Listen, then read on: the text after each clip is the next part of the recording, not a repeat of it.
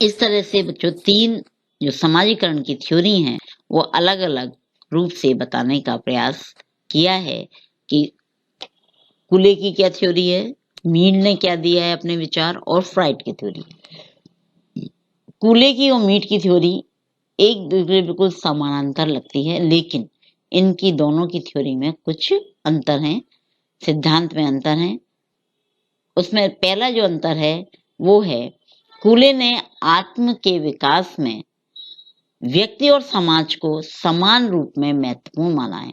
मतलब जितनी महत्ता व्यक्ति की है उतनी ही महत्ता समाज की है, लेकिन मीड ने समाज को अधिक महत्व दिया है और व्यक्ति को नहीं। उनके अनुसार समानीकृत व्यवहार प्रत्येक व्यक्ति की आत्मा चेतना से को अवश्य प्रभावित करते हैं। यानी कि अगर समाज नहीं है तो व्यक्ति का कोई महत्व नहीं है, ऐसा मीड का मानना है।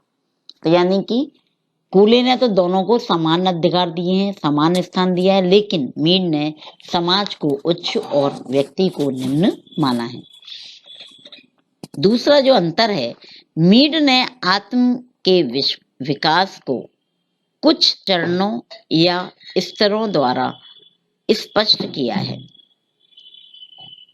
जबकि कूले ने इस प्रकार के विकास स्तरों का उल्लेख नहीं किया है।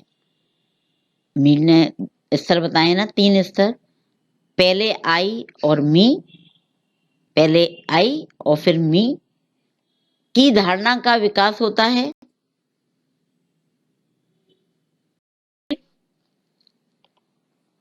फिर किसका विकास होता है, फिर हमारी आत्मा का विकास होता है। उन्होंने माइंड, सेल्फ और सोसाइटी, इस तरह से 3 स्तरों की बात की है। लेकिन कूले ने ऐसा कुछ नहीं बताया। उन्होंने कहा हम जैसा शीशे की तरह समाज है, व्यवहार करते हैं और वैसी शकल हमें समाज दिखाता है और उसी आधार पे हम अपने आत्मा का विकास करते हैं।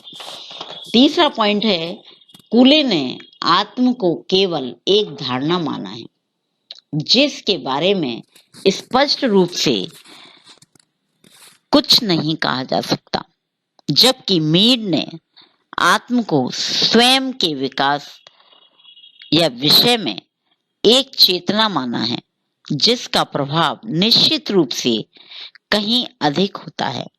यानी कि कूले ने आत्म को क्या माना है, एक धारणा माना है, विचार है, जिसका कोई भी मतलब जो है स्पष्ट रूप हमको दिखाई नहीं देता है। लेकिन मीड ने इसी विचार की जगह स्वयं एक विषय या एक चेतना माना है जिसका प्रभाव निश्चित रूप से ही कहीं ना कहीं अधिक होता है। चौथा है, मीड के अनुसार आत्म का निर्माण अनेक व्यक्तियों के व्यवहारों अर्थात समानीकृत व्यवहारों से होता है। मतलब जैसा एक समूह के द्वारा व्यवहार किया जाता है वही मान्य और वैध होता है और उसी के अनुसार हमें व्यवहार करना चाहिए। जबकि कूले के अनुसार व्यक्ति एक या दो व्यक्तियों के व्यवहारों से भी अपने आत्म का निर्माण कर सकता है। नेक्स्ट, कूले के सिद्धांत की तुलना में मीड का सिद्धांत अधिक व्यवस्थित और स्पष्ट है, क्योंकि वो तो वो एक ही बात को कहते रहते हैं कूले, लेकिन उन्होंने एक व्यवस्थित रूप से समझाने का प्रयास किया है। इन तीनों के सिद्धांत के बाद सामूहिक प्रतिनिधित्व की जब बात आती है तो दुर्खीम ने सामूहिक प्रतिनिधित्व के आधार पर अपने सिद्धांत को बताने का प्रयास किया है। दुर्खीम के अनुसार, जो दुर्खीम का सिद्धांत है, थ्योरी ऑफ कलेक्टिव प्रेजेंटेशंस,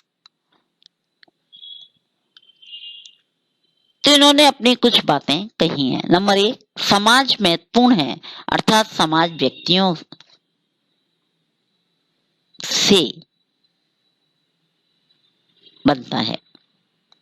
व्यक्ति समाज के द्वारा निश्चित मूल्य, विश्वास, आदर्श, इन सबको क्या करता है, आचरण में लाता है और उनका उपयोग करता है। लेकिन अगर समाज नहीं होगा तो जो हमारे सामूहिक प्रतिनिधित्व के रूप में जो हम कार्य करते हैं तो वो कार्य करना मुश्किल होगा। कहने का तात्पर्य है कि समाज महत्वपूर्ण है, अर्थात समाज व्यक्तियों से बड़ा है। दुर्खिम क्या कह रहे हैं? व्यक्ति बड़ा नहीं है, समाज व्यक्तियों से बड़ा है, क्यों? उसी से मिलकर तो है ही। दूसरा, व्यक्ति समाज के द्वारा निश्चित मूल्यों, विश्वास, आदर्श और व्यवहार के प्रतिमानों द्वारा नियंत्रित होता है। किससे नियंत्रित होता है? समाज के द्वारा जो भी निश्चित वैल्यूज, नॉर्म्स, बिलीफ्स, आदर्श, है ना, व्यवहार, मॉडल्स जो भी हमारे बनाए जाते हैं उनके द्वारा हम क्या करते हैं? नियंत्रण करते हैं। और क्या होते हैं? समाज इसलिए व्यक्ति से बड़ा है। तीसरी बात उन्होंने कही, परंपराएं, मूल्य, आदर्श, सामाजिक मानदंड आदि दुर्खीम के अनुसार सामूहिक प्रतिनिधान हैं। सामूहिक प्रतिनिधान क्या है? कि हमारे ये जो परंपराएं हैं, मूल्य है, आदर्श है, सामाजिक मानदंड हैं, ये सब क्या है?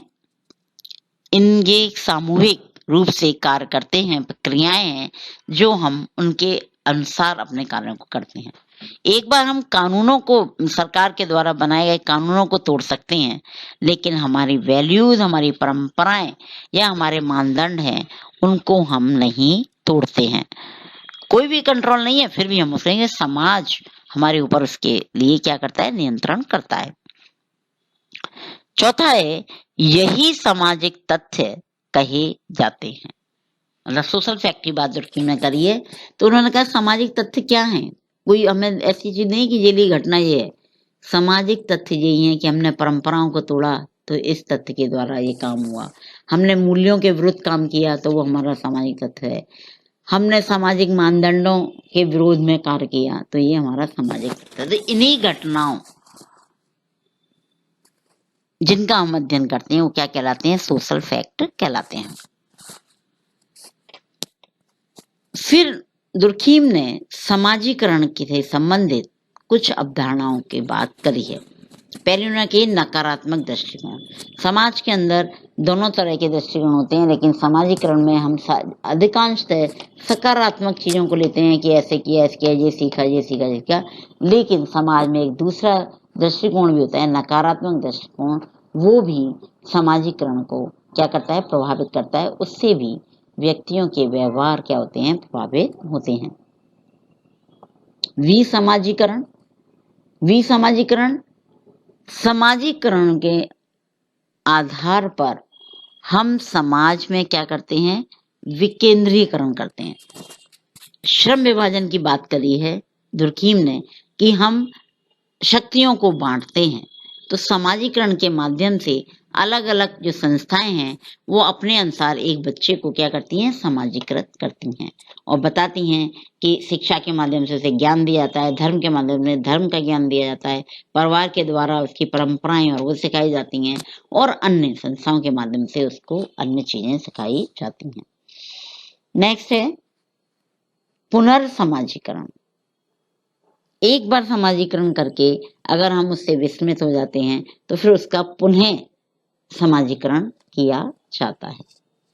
और चौथा है पूर्वाभासी समाजीकरण। पहले से आभास हो जाए, पहले से आभास हो जाए, पूर्वाभासी कि अब ऐसे होने वाले, ऐसे माता पिता नहीं बने, हम बनने वाले हैं, पूर्वाभासी हमें आभास में लगता है, तो हम अपने आप को अब ऐसे करना पड़ेगा, बच्चों को कैसे पालना है, क्या करना है, अब ये तो ये पूर्वाभासी क्या है? समाजीकरण है। अब आता है समाजीकरण के कारक। दुर्खीम ने कुछ कारक बताए हैं। वो कारक हैं, पहला सुझाव। कोई भी हम कार्य करते हैं उसके लिए सुझाव जो हमें मिलते हैं उसके अनुसार हम अपने व्यक्तित्व को निखारते हैं। दूसरा अनुकरण, दूसरों को देख देख के उसका अनुकरण करते हैं। तीसरा सहानुभूति, एक दूसरे के प्रति सहानुभूति। चौथा पालन पोषण, किस तरह से हम पालन पोषण करते हैं। 5वां सामाजिक प्रशिक्षण, 6वां पुरस्कार एवं दंड, मतलब अच्छा कार्य है तो पुरस्कार देके और अगर गलत काम किया तो दंड देके समाज के द्वारा व्यक्तियों का समाजीकरण किया जाता है। इसी प्रकार से नेक्स्ट है सहमति और असहमति। किसी चीज में हम सहमति दे रहे हैं तो इसका मतलब सही है, और किसी चीज में हम सहमति नहीं दे रहे हैं तो ये काम सही नहीं है, समाज के विरुद्ध है। या इसी चीज को नेक्स्ट बताया है उन्होंने मजाक उड़ाना। कई बार हम देखते हैं हमारे व्यवहारों पर हंसते हैं या उसकी मजाक उड़ाते हैं तो हमें लगने लगता है कि हमने कुछ गलत किया है, और उस गलत होने के कारण हमें वो परिवर्तन करने का एक प्रेरणा मिलती है या साहस होता है और हम उस व्यवहार को बदलने का प्रयास करते हैं। तो इस प्रकार से हम देखते हैं कि किस प्रकार ये समाजीकरण जन्म से लेकर मृत्यु तक हमारे साथ निरंतर चलता रहता है, यानी निरंतर चलने वाली प्रक्रिया है। और अलग अलग समाजशास्त्रियों ने अपने ढंग से इसे बताने का प्रयास किया है। अंत में अपने शब्दों में हम यही कह सकते हैं कि बिना समाजीकरण के एक बालक सामाजिक प्राणी नहीं बन सकता है। अगर उसका समाजीकरण नहीं हुआ है तो जिस तरह से एक जानवर व्यवहार करता है वैसा ही वो व्यवहार सीखता है, क्योंकि परिवार और समाज के बीच में उसका क्या नहीं होता है, मिलन नहीं हुआ होता है। इस कारण से वो सामाजिक प्राणी नहीं बन पाता है। ओके।